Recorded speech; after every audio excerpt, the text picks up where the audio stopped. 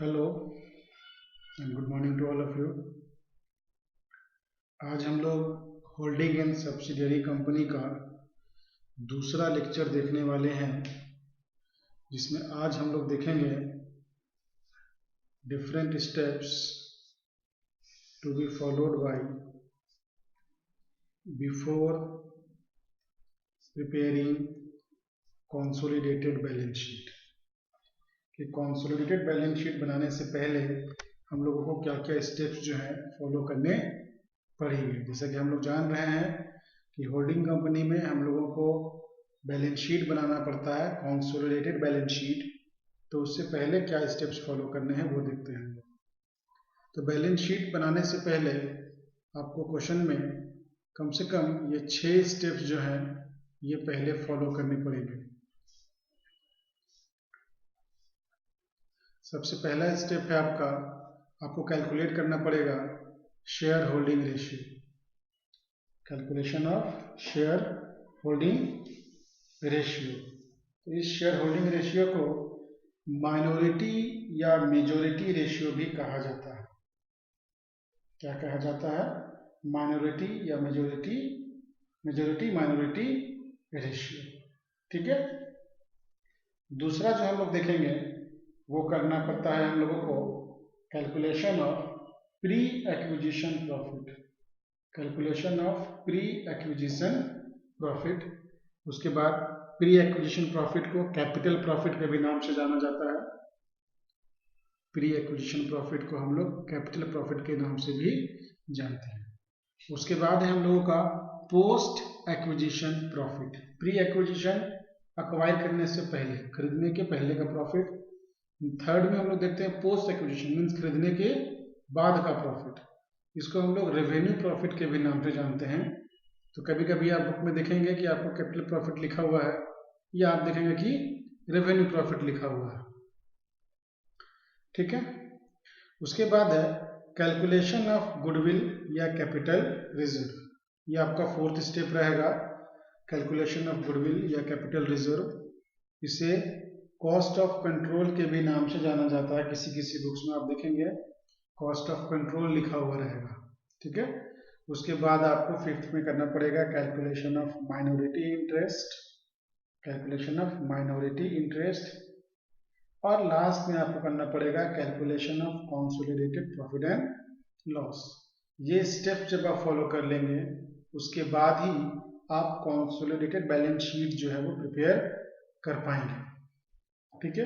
तो एक एक करके हम लोग देखते हैं। सबसे पहले हम लोग देख रहे हैं calculation of share holding ratio. तो ये मैंने आपको डिफरेंट एग्जांपल्स लिए हैं, एक केस ए, केस बी और केस सी। 3 केसेस मैं आपको बता रहा हूँ। इस तरीके से आप शेयर होल्डिंग रेशियो निकालना सीख सकते हैं। शेयर होल्डिंग रेशियो का मतलब बेसिकली हुआ कि जो एच लिमिटेड है, एच लिमिटेड मैंने यहाँ पर वर्ड यूज किया है, कंपनी का नाम मैंने रखा है एच लिमिटेड, एक का नाम रखा है मैंने एस लिमिटेड। तो एच लिमिटेड, अब आप जहां पर भी देखेंगे इस चैप्टर में एच का मतलब हो गया होल्डिंग कंपनी। होल्डिंग कंपनी क्या है ये हम लोगों ने लेक्चर 1 में ऑलरेडी देख चुके हैं, हम लोग देख चुके हैं।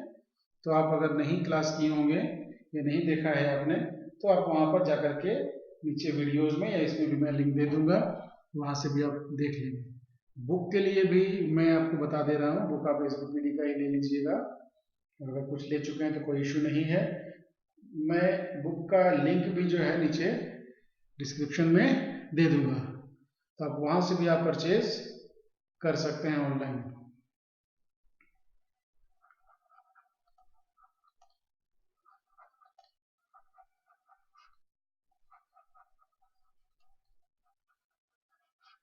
Subsidiary company, S stands for subsidiary company. ठीक है। तो यहाँ पे एक छोटा सा मैंने एक एग्जांपल लिखा है, balance sheet of H limited as on 31 March 2019। ये डेट बहुत ही इंपॉर्टेंट होता है, इस डेट को आपको ध्यान रखना है। ठीक है। तो शेयर कैपिटल एच का है 8 लाख रुपया और इसका लोन है 2 लाख रुपए का। बिल्डिंग है 5 लाख का, डेटर्स है 3 लाख का। इन्वेस्टमेंट इन एस लिमिटेड, इस फिगर को आप ध्यान रखिएगा, इन्वेस्टमेंट इन एस लिमिटेड, इसका मतलब यह हुआ कि एच लिमिटेड ने एस लिमिटेड में इन्वेस्टमेंट किया है। तो क्या इन्वेस्टमेंट किया होगा भाई? तो उसका शेयर्स अक्वायर किया है, और ये कितने में खरीदा है? ये 95,000 में खरीदा है। तो ये जो अमाउंट है ये है कॉस्ट ऑफ एक्विजिशन। ये फिगर आपको कॉस्ट ऑफ एक्विजिशन है। ये बैलेंस शीट में आपको हमेशा दिया गया रहेगा। इंफॉर्मेशन में एडिशनल में चाहे दे या ना दे, बैलेंस शीट में ये फिगर ऑलवेज दिखता रहेगा। उसके बाद कैश है 1,05,000 का, रूल मिल गया। एस के बैलेंस शीट को देखिएगा ध्यान से, तो एस लिमिटेड जो है उसका शेयर कैपिटल है 1,00,000 रुपए, और एक शेयर की कीमत है कितनी? 10 रुपए। अगर हम लोग number of shares of S limited करें तो हम लोग निकाल सकते हैं कि शेयर कैपिटल है 1,00,000 रुपए की, जिसमें से एक शेयर की कीमत है 10 रुपए, तो टोटल शेयर कितने हैं इसके? 10,000 shares. ठीक है, we can easily calculate the number of shares of S Limited by dividing share capital by cost per share या nominal value per share। तो ये आपको आ जाएगा 10,000। ठीक है, अब इसमें इंफॉर्मेशन क्या दिया हुआ देख लीजिए। तो कभी कभी क्या होगा कि आपको जो शेयर होल्डिंग रेशियो है वो परसेंटेज में दे दिया गया रहेगा। जैसे आप देख रहे हैं लिखा हुआ है, ये आपको एडिशनल इंफॉर्मेशन रहेगा, नीचे दिया गया रहेगा बैलेंस शीट के बाद। यहाँ लिखा हुआ है H limited acquired 80% of shares of S limited. इसका मतलब ये हुआ कि एच लिमिटेड ने एस लिमिटेड का 80% शेयर्स जो है वो अक्वायर कर लिया। ठीक है, अब इसको हम लोग कुछ इस तरह से बनाते हैं। हमारा जो एस लिमिटेड था उसके पास टोटल शेयर कितना था? 100%, दैट इज 10,000। तो इस पर्टिकुलर एग्जांपल जो हम लोग देख रहे हैं यहाँ पर परसेंटेज में दिया हुआ है, इसलिए हम लोग केवल परसेंटेज वाले को करेंगे। अब इस 100% शेयर्स में से कुछ एच लिमिटेड ने एक्वायर कर लिया, और बाकी जो रिमेनिंग शेयर है वो रह गया किसके पास? एस लिमिटेड के पास। तो क्वेश्चन में दिया हुआ था हम लोगों को कि out of 100% 80% shares were acquired by H Limited, so the remaining portion, that is 20%, will remain with S Limited. Now you can easily say 80% ये है आपका majority shares. This is your majority share and this is your minority share. Now we have to convert these percentage in ratio. तो ये simple आ गया आपको 80:20। आप इसको और छोटा कर दो 4:5। तो this is your share holding ratio. ठीक है, तो in this question we have learn के share holding is given in percentage. हम लोगों ने देखा कि यहाँ पर एक्विजिशन जो है वो क्या चीज में दिया हुआ है? तो परसेंटेज में दिया हुआ। तो उस परसेंटेज में था तो हमने आराम से निकाल दिया कि 80% जब एच लिमिटेड ने ले लिया तो इसके पास कितना बच गया? 20% बच गया। तो 80:20 मीन्स 4:1 का रेशियो कैलकुलेट हो गया। ये फर्स्ट इंस्टेंस था हम लोगों का। इसी को आप दूसरे तरीके से भी दिया जा सकता है क्वेश्चन में। ये केस भी देख लीजिए, ये क्वेश्चन मैंने सेम रखा है, जैसे पहला था ये सेम मैंने रखा है। ठीक है, ये भी और ये भी, बस देख लीजिए, देख लीजिए सारे फिगर सेम है। यहां पर मैंने चेंज कर दिया, यहाँ पे मैंने लिख दिया H limited acquired 8,000 shares of S limited for ₹95,000। ठीक है, पिछले वाले क्वेश्चन में हमने दिया था कि 80% शेयर्स को ले लिया। इस वाले क्वेश्चन में आपको दे सकता है कि 8,000 शेयर्स। तो हम लोग देख रहे हैं कि total number of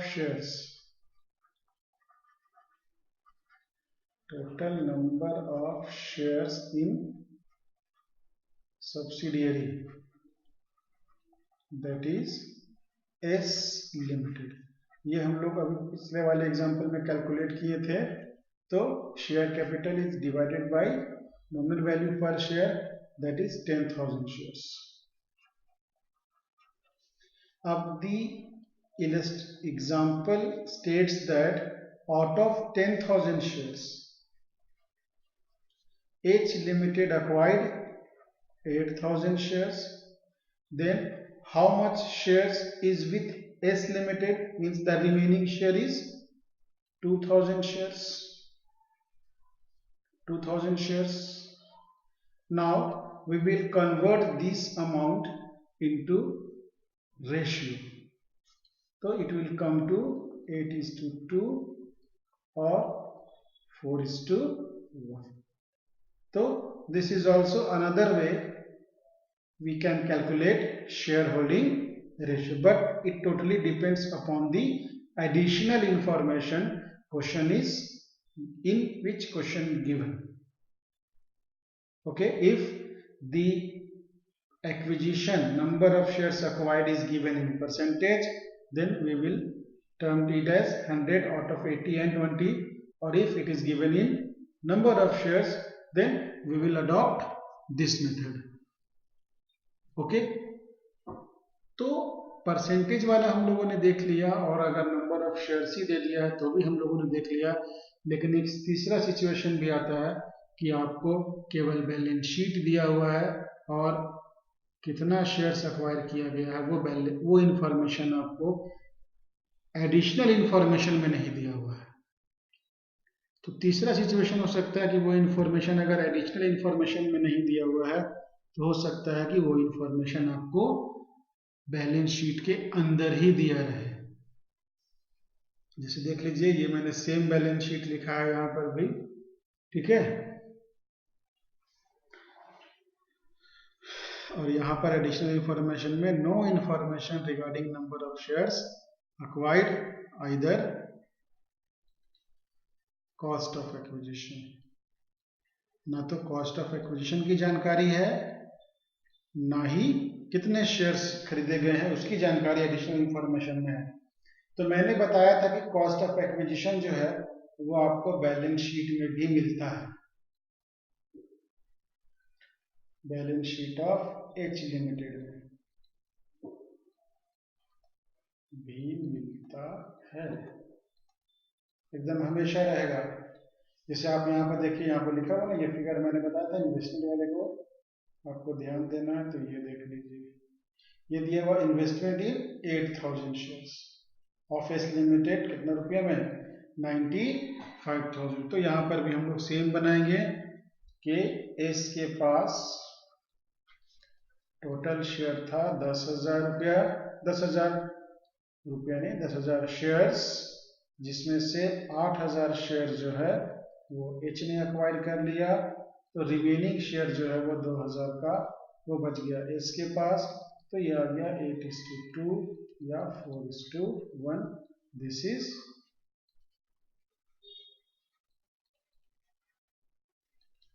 share holding ratio, और इसको और किस नाम से जानते हैं, तो मेजॉरिटी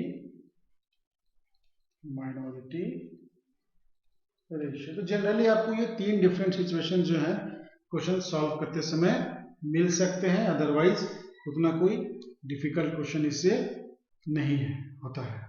ठीक है, आगे बढ़ते हैं हम लोग सेकेंड पॉइंट की तरफ। तो सेकेंड पॉइंट में हम लोग को देखना था calculation of pre acquisition profit, that is capital profit. तो प्री का मतलब मैंने आपको बताया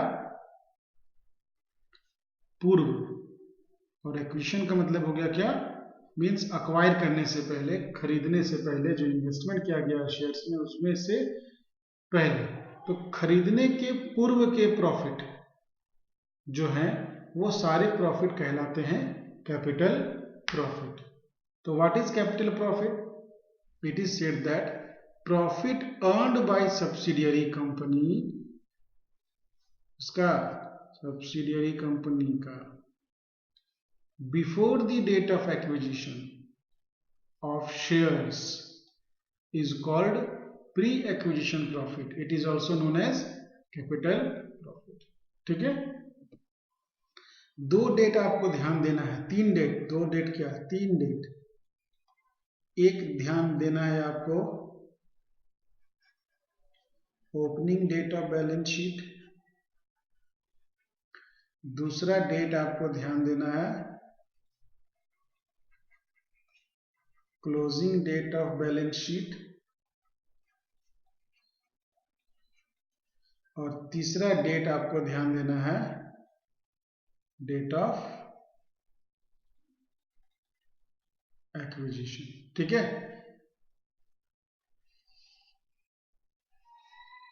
तो डेट ऑफ एक्विजिशन के पहले का अगर कोई प्रॉफिट है तो ये कहलाएगा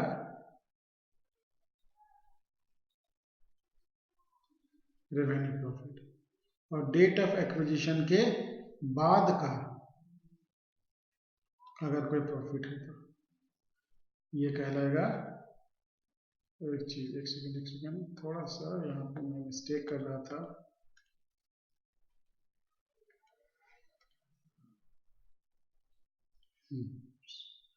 मैं मिस्टेक कर रहा था, डेट ऑफ एक्विजिशन के पहले का अगर कोई प्रॉफिट है तो वो कहलाएगा कैपिटल प्रॉफिट, और डेट ऑफ एक्विजिशन के बाद का कोई प्रॉफिट है तो वो कहलाएगा रेवेन्यू प्रॉफिट। तो जो भी क्वेश्चन आप सॉल्व करेंगे तो उसमें आपको बैलेंस शीट दिया रहेगा, और generally balance sheet closing date का ही रहेगा। ठीक है, किसी किसी क्वेश्चन में आपको ओपनिंग डेट का भी बैलेंस शीट रहेगा, क्लोजिंग डेट का भी बैलेंस शीट रहेगा, और किसी किसी क्वेश्चन में केवल क्लोजिंग डेट का बैलेंस शीट रहेगा, लेकिन डेट ऑफ एक्विजिशन आपको दिया गया रहेगा, और ये भी बता देगा कि जिस दिन अक्वायर किया गया था उस दिन उसका इतना प्रॉफिट था। तो जिस दिन अक्वायर किया गया था उस दिन उसका उतना प्रॉफिट था, इसका मतलब ये हुआ कि वो सारा का सारा प्रॉफिट जो है उसका पहले का रहा होगा। ठीक है, तो वो कैपिटल प्रॉफिट कहलाएगा। हम लोग बनाएंगे डिफरेंट क्वेश्चन जब हम लोग सॉल्व करेंगे, जैसे अभी हम लोगों ने किया है आपके माइनॉरिटी रेशियो निकालने के लिए, तो इसमें भी हम लोग करेंगे उस तरह से, तो आपको और क्लियर मालूम चल जाएगा। ठीक है, वापस से हम लोग लौटते हैं उसी स्लाइड में। तो यहाँ पर देख लीजिए, for the purpose of computing capital profit और रेवेन्यू प्रॉफिट, क्योंकि अभी जस्ट इसके बाद हम लोगों को पोस्ट एक्विजिशन भी देखना है, तो प्री वाले को हम लोग कैपिटल प्रॉफिट कहते हैं और पोस्ट वाले को हम लोग रेवेन्यू प्रॉफिट कहते हैं। तो बोलता है कि अगर आप कैपिटल प्रॉफिट कैलकुलेट कर रहे हैं या रेवेन्यू प्रॉफिट कैलकुलेट कर रहे हैं, तो वहां पे प्रॉफिट का मतलब केवल सब्सिडियरी कंपनी का प्रॉफिट, होल्डिंग कंपनी के प्रॉफिट के हमको इससे कोई भी लेना देना नहीं है। एंड प्रॉफिट इंक्लूड्स, प्रॉफिट का मतलब जनरल रिजर्व को भी प्रॉफिट बोलते हैं, रिजर्व फंड भी प्रॉफिट में ही शामिल किया जाएगा, statement of profit and loss है तो वो भी आप समझिए प्रॉफिट ही है, एप्रोप्रिएशन अकाउंट के भी नाम से दिया रह सकता है, या आपको दिया रह सकता है profit and loss during the year. तो ये सभी चीज को आपको प्रॉफिट ही मानना है। जैसे हम लोग सिंपली जब बोलते हैं कि प्रॉफिट या कैपिटल प्रॉफिट या रेवेन्यू प्रॉफिट, तो प्रॉफिट मतलब हम लोग बोलते हैं तो सिंपली समझ में आता है कि प्रॉफिट बोल रहे हैं तो हाँ ठीक है, मतलब ये पीएल अकाउंट का बात हो रहा है या स्टेटमेंट ऑफ पीएल का बात हो रहा है, तो नहीं, यहाँ पे प्रॉफिट का मतलब केवल प्रॉफिट एंड लॉस अकाउंट नहीं, बल्कि जनरल रिजर्व भी प्रॉफिट ही है, रिजर्व फंड को भी प्रॉफिट ही में इंक्लूड किया जाता है, उसके बाद स्टेटमेंट ऑफ पीएल है, एप्रोप्रिएशन अकाउंट है and profit and loss account during the year. तो these all are termed as profit. ठीक है, प्रॉफिट क्या समझ में आ गया, और किसके प्रॉफिट को लेना है, केवल और केवल सब्सिडियरी के प्रॉफिट को लेना है, होल्डिंग के प्रॉफिट से यहाँ पर कोई भी मतलब नहीं है हम लोगों को। ठीक है, चलिए दूसरे वाले में देख रहे हैं आप, ये रेड कलर में खतरे के निशान, तो ये जो रेड कलर वाला जो है ये आपको बता रहा है, याद दिला रहा है कि भाई सुन लो, अगर तुम होल्डिंग कंपनी का सवाल बना रहे हो और प्री और पोस्ट का कैलकुलेशन कर रहे हो, तो भाई opening date of balance sheet देख लो कितना है, closing date of balance sheet देख लो क्या है, और डेट ऑफ एक्विजिशन क्या है, क्योंकि इस पे डिपेंडेंट है तुम्हारा कि कितना रेवेन्यू प्रॉफिट होगा और कितना कैपिटल प्रॉफिट होगा। एक छोटा सा मैं आपको एग्जांपल बताना चाहूँगा, यहाँ पर खुद से मैं बता रहा हूँ। मान लीजिए आपको दिया हुआ है बैलेंस शीट, दिया हुआ एस लिमिटेड का, सॉरी हाँ एस लिमिटेड का, एच का तो कुछ मतलब है ही नहीं अपने को, एस लिमिटेड का बैलेंस शीट दिया हुआ है। ये बैलेंस शीट दिया हुआ है एज ऑन 31 मार्च 2019। मान लो इसका शेयर कैपिटल है 10 लाख का, जनरल रिजर्व है 1 लाख का, पीएल था मान लो 50,000 का, ठीक है। इधर एसेट्स दिया हुआ है 11,50,000 का, टोटल हो गया बैलेंस शीट 11,50,000। अब यहाँ पर बोलता है इंफॉर्मेशन में दिया हुआ है, एडिशनल इंफॉर्मेशन में कि H limited acquired 80% shares of S Limited on 31/3/2019 at a cost of rupees, मान लो 8,50,000, मान लो कोई फिगर। तब अब आपको क्या ध्यान देना है, मैंने बताया आपको कि ओपनिंग डेट ध्यान देना है, क्लोजिंग डेट ध्यान देना और एक्विजिशन का डेट ध्यान देना है। तो इस वाले क्वेश्चन में ओपनिंग डेट है नहीं, तो ओपनिंग में कुछ नहीं है, खत्म हो गया, ये आपको मालूम है और ये भी मालूम है, डेट ऑफ एक्विजिशन। तो बोलता है कि जिस दिन का डेट है बैलेंस शीट का उसी दिन खरीदा गया है, यानी कि बैलेंस शीट में जो भी आइटम होंगे वो खरीदने के पहले से चले आ रहे होंगे कि ये खरीदने के बाद हुआ होगा। तो जाहिर सा बात है ये सारा का सारा फिगर जो है वो खरीदने के पहले का है। तो अगर हम लोग बात करें प्री एक्विजिशन प्रॉफिट का, तो ये जो जनरल रिजर्व है 1 लाख का, ये जो पीएल है 50,000 का, ये सब मेरा खरीदने के पहले का है। तो टोटल मेरा प्री एक्विजिशन कितना हो जाएगा, 1,50,000। ठीक है, बात समझ में आया। इस तरह से means whatever profit the subsidiary company has earned before the date of acquisition, all such profits are pre-acquisition profit or capital profit. Okay, understood?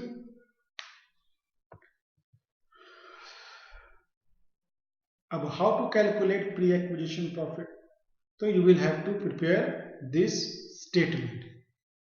ये जो स्टेटमेंट मैं आपको स्क्रीन पे दिखा रहा हूं, ये हालांकि थोड़ा लेंदी है, लेकिन इतना सारा कुछ इंफॉर्मेशन आपके एक क्वेश्चन में नहीं दिया हुआ रहेगा, तो उसके लिए आपको घबराने की आवश्यकता नहीं है। इसमें कुछ इंफॉर्मेशंस मिलेंगे, कुछ इंफॉर्मेशंस नहीं मिलेंगे। तो जो इंफॉर्मेशंस आपको मिलेंगे उनको आप यहाँ पे वैल्यू उनका पुटअप कर देंगे, जो इंफॉर्मेशंस नहीं होंगे वो आपको दिखाने की जरूरत नहीं है।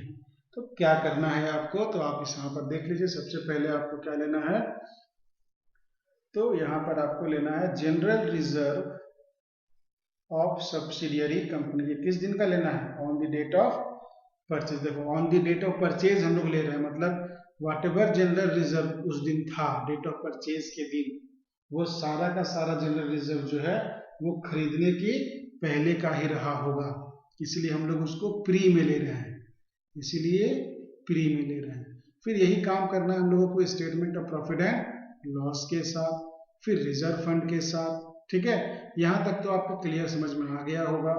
अब ये दो फिगर देख लीजिए, यहाँ पर मैंने कुछ मार्क दिया है, इसका मतलब ये क्वेश्चन में आपको देगा तभी आपको काम करना है, नहीं दिया रहेगा तो इसका कोई भी काम नहीं करना है। तो किसमें पहला क्या है, यह है proportionate share of profit before acquisition out of profit during the year. ये फिगर आपको कब मिलेगा, जब अक्वायर ड्यूरिंग द ईयर होगा, जब एक्विजिशन जो है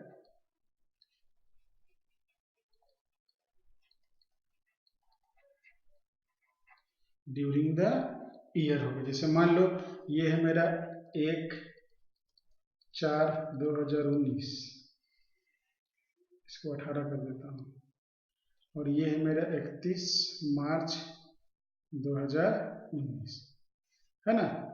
तो यहाँ पर मान लो खरीद लिया, मान लो यहाँ पर खरीद लिया 30 सितंबर को, ये डेट ऑफ एक्विजिशन हो गया ये। तो ये कहलाता है मेरा ड्यूरिंग द ईयर। ये डेट ऑफ एक्विजिशन कब हो गया? इस वर्ष के बीच में कहीं हो गया। और या तो जनरली खरीदा जाता है तो ओपनिंग डेट पे, नहीं तो फिर इस डेट पे, means on the date of balance sheet. बोला जाए तो ओपनिंग डेट ना बोल करके हम लोग उसको डेट ऑफ बैलेंस शीट बोले तो दैट वुड बी बेटर। तो इस डेट पे जनरली खरीदा, लेकिन अगर मान लो इस डेट से पहले खरीद लिए तो ड्यूरिंग द ईयर हो गया। जब ड्यूरिंग द ईयर हो जाता है तब आपको थोड़ा सा कैलकुलेशन जो है वो बढ़ जाता है, ठीक है। तो अभी यहाँ पे मैं आपको बताऊंगा, अगर कुछ फिगर लेकर के तो आपको समझ नहीं आएगा तो बेटर होगा कि आपको जब सवाल में बनाऊंगा तो वहां पे बताऊंगा इस चीज को, ठीक है। तो ये लेना है आपको। उसके बाद अगर मान लो आपको रिवैल्यूएशन ऑफ एसेट्स के बारे में भी कुछ इंफॉर्मेशन दिया गया है, तो यदि उन एसेट्स को या लाइबिलिटीज को हम लोग रिवैल्यूएशन कर रहे हैं, उस पर कोई प्रॉफिट हो रहा है तो आप उसे क्या करेंगे? ऐड कर देंगे, ठीक है। तो ये सारे फिगर आपके एक एक करके आ जाएंगे, ये आ गया, ये आप सबको जोड़ करके यहाँ पे ट्रांसफर करेंगे और लेस करेंगे। क्या लेस करना है? तो proportionate share of losses before acquisition out of losses during the year, इसी का जस्ट रिवर्स। मतलब प्रॉफिट होगा तो ऐड करेंगे, लॉस होगा तो लेस करेंगे। उसके बाद है loss on revaluation of assets and liabilities, इसका जस्ट रिवर्स, है ना। अगर सब्सिडियरी कंपनी में, ये थर्ड नंबर, अगर सब्सिडियरी कंपनी ने अपने कैपिटल प्रॉफिट में से कोई डिविडेंड का पेमेंट किया होगा तो वो भी क्या किया जाएगा? लेस किया जाएगा। ये सब बहुत कम संभावना है कि आपको क्वेश्चंस में मिलेगी, तो if given in question, if given question में इसलिए लिखा हुआ है, लेकिन फिर भी बाय द वे अगर मान लो घूम फिर करके आ गया अगेंस्ट, आप बना सकते उस चीज को। उसके बाद है bonus share issued out of capital profit by subsidiary company, अगर है तो ये सारे फिगर्स को आप जोड़ करके यहाँ पे बाहर निकाल देंगे, इसे आप माइनस करेंगे। जो फिगर फाइनली आपके हाथ में आ जाएगा that will be your total pre acquisition profit और total capital profit. Now this capital profit is divided between holding and subsidiary company in their shareholding ratio। ये जो हम लोग वर्किंग नोट नंबर 1 में निकाल चुके होंगे ऑलरेडी, ठीक है। अंडरस्टूड? प्री एक्विजिशन प्रॉफिट किस तरह से हम लोग निकालते हैं, बाकी क्वेश्चंस बनाएंगे तो आपको और कुछ क्लियर होगा, ठीक है। चूंकि मैं नोट्स दे रहा हूं आपको, इसलिए यही तक इसमें रखते हैं।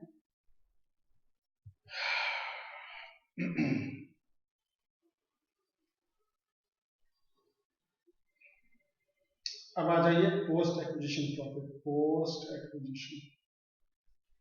पोस्ट एक्विजिशन का मतलब हो गया खरीदने के पहले का प्रॉफिट। तो यहाँ पर लिखा हुआ कि profit earned by subsidiary company after the date of acquisition of shares is called post acquisition profit, it is also known as revenue, ठीक है। तो ये सिंपल है, general reserve of subsidiary company closing minus balance on the date of purchase. जैसे मान लीजिए, आप छोटा सा एग्जांपल के थ्रू समझ लीजिए, आपने अपने दोस्त को सुबह बुलाया, ठीक है, बोला कि चलो चलो आज हम लोग मिलजुल करके कोई बिजनेस करते हैं, मिलजुल के कुछ काम करते हैं, जो शाम को प्रॉफिट होगा बांटेंगे हम लोग, ठीक है। तो सुबह जब आपने उसे बुलाया तो आपने पूछा उससे कि थोड़ा पर्स खोलो अपना, तो उसने पर्स खोल करके आपको दिखाया। आपने पूछा कि कितना रुपया है तुम्हारे पास, बोलो, सुबह सुबह। तो वो बोला कि 300 रुपया है मेरे पास। उसने 300 रुपया आपको दिखाया, बोला ठीक है आप पर्स को रख लो अपने पास और चलो आज हम लोग कोई काम करते हैं, फिर जो कमाई होगा फिर शाम को दिखेंगे हम लोग, ठीक है। तो आप लोग निकले, दिन भर आप लोगों ने दोनों ने क्या किया, मिलजुल करके काम वाम किया। शाम को फिर आप लोग दोनों साथ में घर लौट आए। शाम को फिर आपने उससे कहा कि अब खोलो अपना पर्स और बताओ कितना रुपया है। तो उसने अपने पर्स को खोला और देखा तो बताया कि 1100 रुपया है। ठीक है, अब आपको ये बताना है कि उस 1100 रुपया में से प्री एक्विजिशन, प्री मीटिंग बोल देंगे हम लोग, आप समझने के लिए मीटिंग बोल दीजिए, लेकिन वो एक्विजिशन आप समझिए उसको। तो प्री एक्विजिशन का प्रॉफिट कितना था उसके पास, मीन्स आपसे मिलने से पहले उसके पास कितना पैसा था, वो प्री हो गया। और आपके मिलने के बाद कितना आया, कितना आया, टोटल नहीं बोल रहे, कितना आया, वो पोस्ट हो गया। तो आपका जवाब होगा कि सर मिलने के पहले उसके पास 300 रुपया था और मिलने के बाद कुल मिला करके 1100 रुपया हो गया। मतलब जो आया मिलने के बाद, जो इनकम हुआ, प्रॉफिट जो हुआ, वो 800 रुपया हुआ। बात समझ में आ रहा है? तो प्री हो गया 300, पोस्ट हो गया 800। तो ये 800 आपने कैसे निकाला? 800 आपने निकाला क्लोजिंग बैलेंस। आपने पूछा कि बताओ तेरा पॉकेट में कितना पैसा है, तो बता रहा है 1100 रुपया। अब बोला कि बताओ जब तुम सुबह हमसे मिले थे कितना था, तो 300 रुपया था। यानी कि during the year, during the meeting या पोस्ट एक्विजिशन बोलेंगे हम लोग उसको, वो कितना हो गया 800 रुपये। तो यही नियम है मेरा पोस्ट निकालने का। सिंपली बोले तो closing minus opening, closing minus opening. लेकिन कभी कभी क्या होता है कि ओपनिंग ना दे करके डेट ऑफ परचेज रहता है, ये कभी कभी रहता है कि जो डेट ऑफ परचेज रहता है वही ओपनिंग बैलेंस रहता है। तो इसलिए मैंने यहाँ पर balance on the date of purchase लिखा है। ठीक है, ये जनरल के साथ काम करना है, यही काम अपने को स्टेटमेंट ऑफ पीएल के साथ भी करना है, यही काम अपने को रिजर्व फंड के साथ भी करना है। और ये वाला लास्ट वाला काम आपको प्रोपोर्शनेट शेयर जो है वो आपको आ जाएगा, और during profit during the year का। तो ये आप सभी को जोड़ देंगे, ये जो आएगा ये हो जाएगा टोटल पोस्ट एक्विजिशन प्रॉफिट, और टोटल रेवेन्यू प्रॉफिट भी हम लोग उसको बोलते हैं, रेवेन्यू प्रॉफिट। और इसे क्या करेंगे आप, होल्डिंग कंपनी और सब्सिडियरी कंपनी के बीच, दोनों के बीच क्या करेंगे, बांट देंगे in their share holding ratio. ठीक है, तो now you can answer what is pre acquisition, what is post acquisition profit, and how to calculate these two items. ठीक है, so let us move forward. How to calculate goodwill or capital reserve? This will be your fourth working. तो यहाँ पे देख लीजिए क्या करना है हम लोगों को।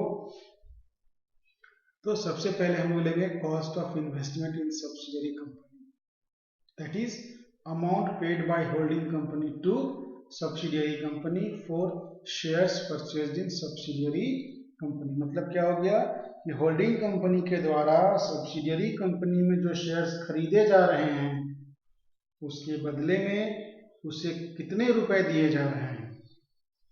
तो जो भी रुपए उसे दिए जा रहे हैं वही है क्या हमारा cost of investment in subsidiary company. अब ध्यान दीजिए, जो फर्स्ट एग्जांपल हम लोगों ने देखा था मेजोरिटी माइनॉरिटी रेशियो निकालते समय, वहां पे हमने देखा था कि 95,000 में खरीदा था वो, तो वो यहाँ पर 95,000 लिखेंगे हम लोग उस केस में। ठीक है, अब इसमें एक फिगर ऐड होगा आपका, एक फिगर ऐड होगा। कौन सा फिगर ऐड होगा, ये holding company share in capital loss.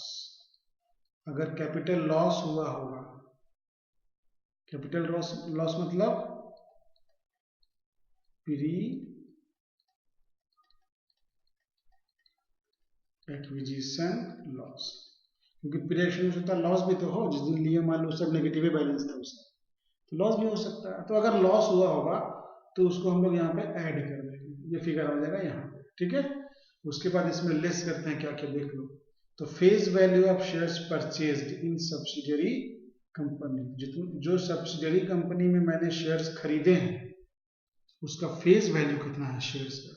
जैसे मान लो उस उदाहरण में जो एग्जांपल नंबर ए या बी में हम लोगों ने देखा कि 8,000 शेयर खरीदा था और एक शेयर की कीमत जो है वो 10 रुपए थी फेस वैल्यू। तो total face value of shares कितना हो जाएगा 8,000 इंटू 10, 80,000 रुपीज। ठीक है, उसके बाद है आपका holding company share in capital profit, ये हम लोग ऐड करेंगे। कैपिटल प्रॉफिट मतलब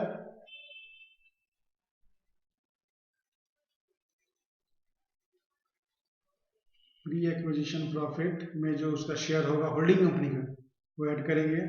फिर holding company share in bonus share issued in subsidiary company if given in question. Generally ये गिवन नहीं रहेगा, ये भी गिवन नहीं रहेगा ड्यूरिंग पीरियड वाला। अगर रहेगा तो करेंगे, नहीं रहेगा तो नहीं करेंगे, नहीं मिलेगा। ये सबको जोड़ करके यहाँ से माइनस कर दिए। अगर आपका फाइनल फिगर पॉजिटिव आता है, मीन्स प्लस में आता है, ये वैल्यू प्लस पॉजिटिव वैल्यू अगर है तो वो गुडविल है। और अगर ये नेगेटिव आ गया, इफ नेगेटिव, देन ये क्या हो जाएगा, कैपिटल रिजर्व। ठीक है, प्लस में आएगा तो गुडविल और माइनस में आ जाएगा तो कैपिटल रिजर्व। ठीक है, चलिए अब हम लोग जल्दी से आगे बढ़ते हैं। उसके बाद है कैलकुलेशन ऑफ माइनॉरिटी इंटरेस्ट। तो ये है face value of minority shares, that is shares remaining with subsidiary company. 2000 shares रह गया था उसके पास, एच के पास, सॉरी एस के पास, हम लोगों ने देखा एग्जांपल में। तो 2000 इंटू 10 20,000 वो आ जाएगा उसमें। ठीक है, तो यहाँ पर मैंने फिगर छोड़ दिया लिखना, फिगर में लिख देता हूँ।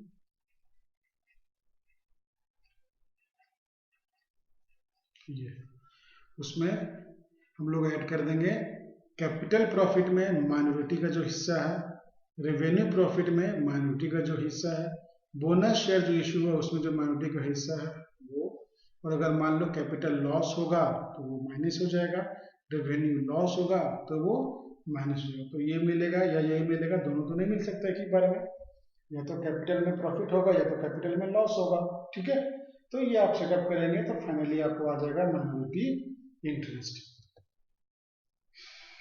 और लास्ट में आपको निकालना है कंसोलिडेटेड प्रॉफिट एंड लॉस।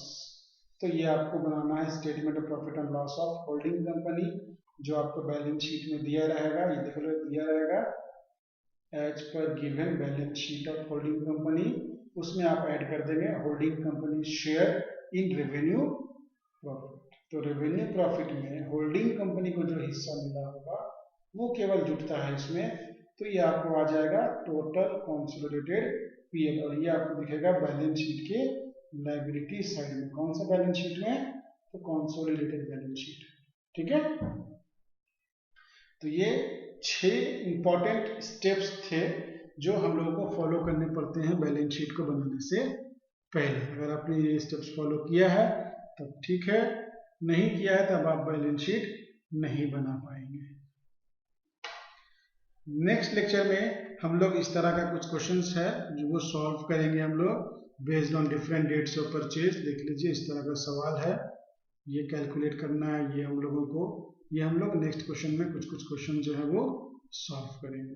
तो आप लोग रेडी रहिए और देखते रहिए, आगे फिर क्वेश्चन हम लोग सॉल्व करना शुरू करेंगे। और कोशिश कीजिए कि आप लोग भी अपना बनाते चलिएगा बुक से, और किसी भी तरह का कोई दिक्कत हो रहा है तो आप पूछने के लिए या तो आप कॉलेज भी आ सकते हैं, क्योंकि बोला गया है अगर आपको कोई डाउट है तो आप आ सकते हैं। 1-2 बच्चे आ सकते हैं, ग्रुप में मत चले आइएगा, और नहीं तो फिर आप हमको मैसेज करके ग्रुप में पूछ लीजिए, आपको बता दिया जाएगा। ठीक है, ये सारे क्वेश्चन जो है आप देख लीजिए, हम लोग सॉल्व करेंगे। ठीक है, तो 5-7 सवाल है मैंने बना के रखा ऑलरेडी, मैं आपको सामने लाइव क्लासेस में सॉल्व करता चलूंगा, फिर जो दिक्कत होगा हम लोग उस पर चर्चा करेंगे। ठीक है, तो आज के लिए क्लासेस को यहीं पर ओवर करता हूँ।